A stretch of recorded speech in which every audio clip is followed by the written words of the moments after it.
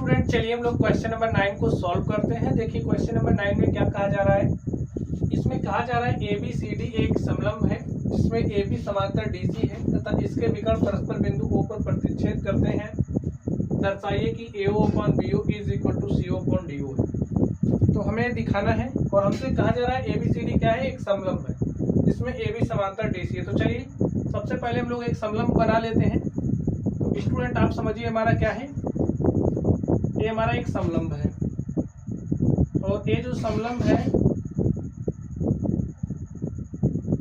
इसमें AB समांतर DC है। चलिए हम इसको नाम दे देते हैं। इसको हमने नाम दिया A B C D। तो यहाँ पर आप देख सकते हैं ये जो हमारा AB है और CD के समांतर है, हमने इसको नाम भी दे दिया है तथा इसके विकर्ण परस्पर बिंदु O पर प्रतिच्छेद करते हैं। तो चलिए ये जो हमारा समलंब है हम लोग इसके विकर्ण को खींचते हैं। तो ये हमारा विकर्ण हो गया। आप A को C से मिला दीजिए और B को D से मिला दीजिए।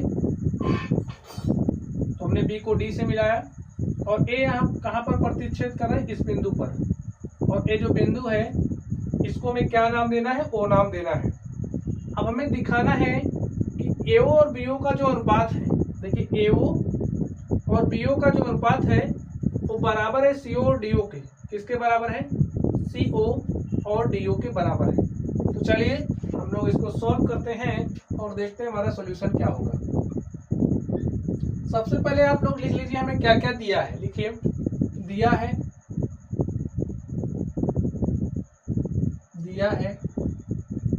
ABCD एक समलंब है जिसमें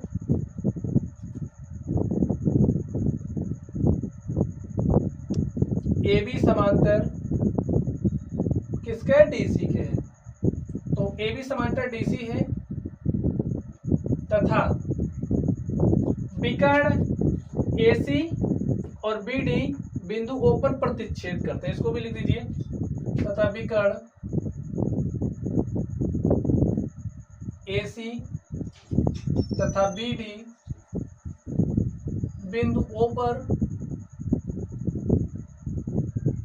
प्रतिच्छेद करते हैं।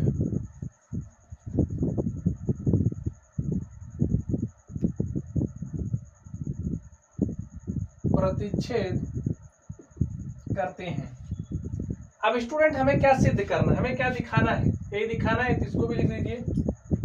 लिखिए दिखाना है या फिर सिद्ध करना है। क्या दिखाना है, AO और BO का जो अनुपात है वो बराबर है CO और DO।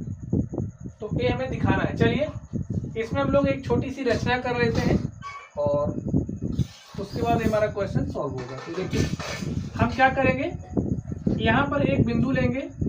हमने यहाँ पर एक बिंदु लिया E और ये जो बिंदु E है E को हमने O से मिला दिया। ठीक है, E को हमने क्या किया, O से मिला दिया। ये जो हमारा EO है वो समांतर है किसके, CD के। तो हमने EO समांतर CD खींच लिया है। तो लिखिए रचना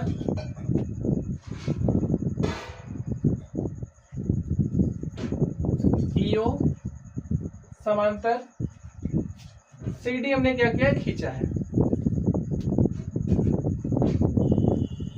EO समांतर CD खींचा है। ठीक स्टूडेंट, चलिए अब हम लोग प्रूफ करने के लिए उत्पत्ति देते हैं।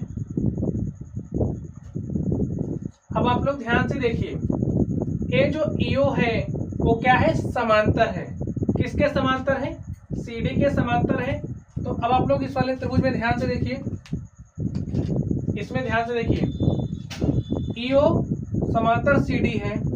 तो इसमें आप लोग ध्यान से देखिए, इस वाले त्रिभुज में इसमें आप लोग कुछ देख पा रहे हैं, EO समांतर CD है। तो लिखिए त्रिभुज ADC में या फिर त्रिभुज ACD में लिख लीजिए। लिखिए त्रिभुज ACD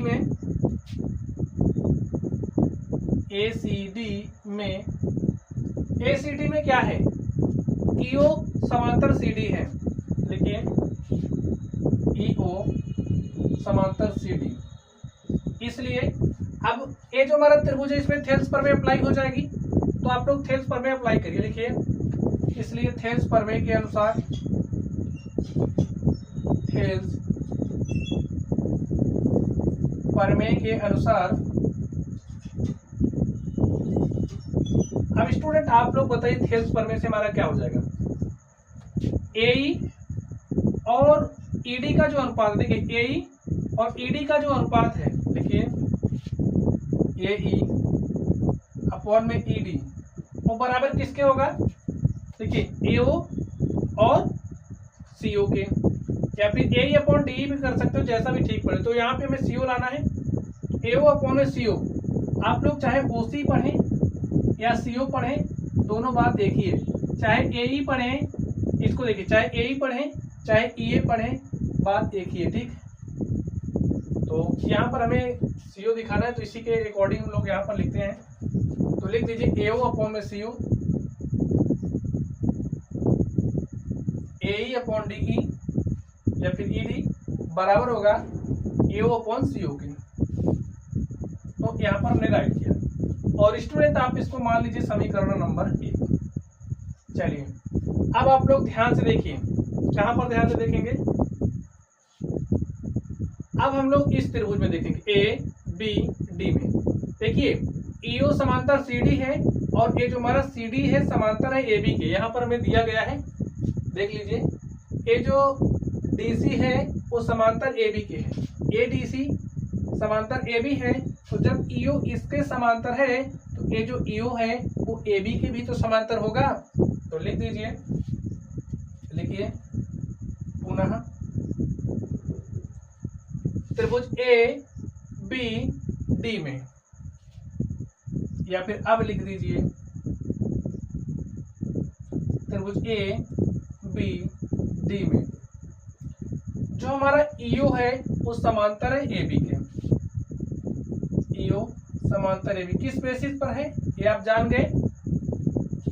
EO समांतर CD है और CD समांतर जब AB है तो EO समांतर हमारा AB के हो जाएगा। EO समांतर AB लिखिए। इसलिए थेल्स प्रमेय के अनुसार, अब इसमें आप लोग थेल्स प्रमेय अप्लाई करिए और बताइए थेल्स प्रमेय के अनुसार क्या हो जाएगा।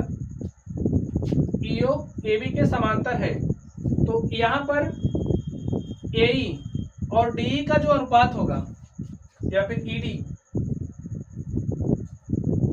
AE और ED का जो अनुपात होगा, AE और ED का जो अनुपात होगा वो किसके बराबर हो जाएगा, BO और DO के।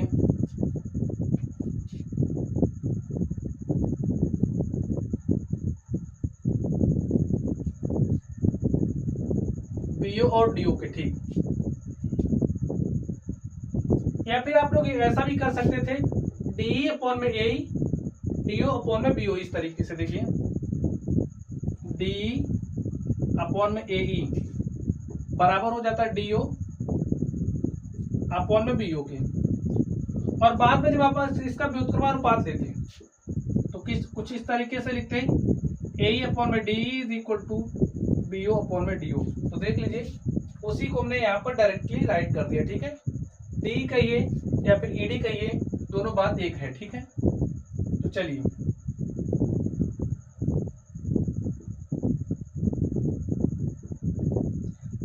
अब इसको आप समीकरण नंबर 2 मान लीजिए। लिखिए समीकरण 1 तथा समीकरण 2 से। तो देखते हैं समीकरण 1 तथा 2 से हमारे पास क्या आ जाएगा। लिखिए समीकरण 1 तथा समीकरण 2 से।